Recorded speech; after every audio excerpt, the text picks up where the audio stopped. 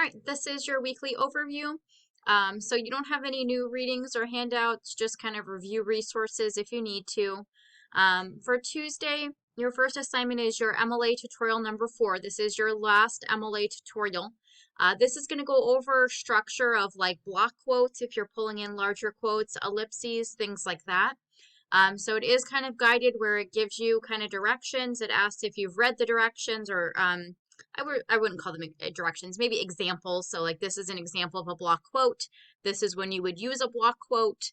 And then it will ask you some check for understanding questions. So that's MLA tutorial number 4. You should be working on your proposal paper outline. So the outline itself, the directions are here, and then you have a blank outline that you should be filling in as well. So this kind of walks you through the sections of the paper and what you should be doing on it. Your outline is due here on Thursday. Your goal is then to use the weekend to turn your outline into a draft. You do need a draft for Tuesday.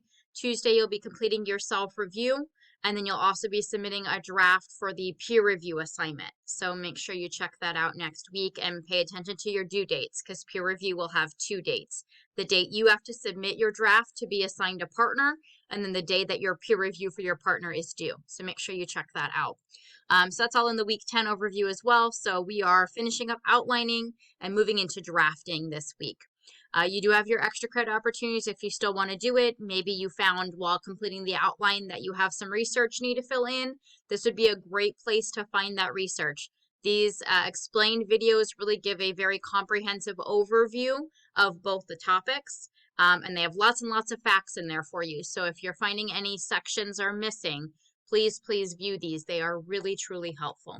Okay, if you have any questions, as always, please email or come in for office hours. Good luck.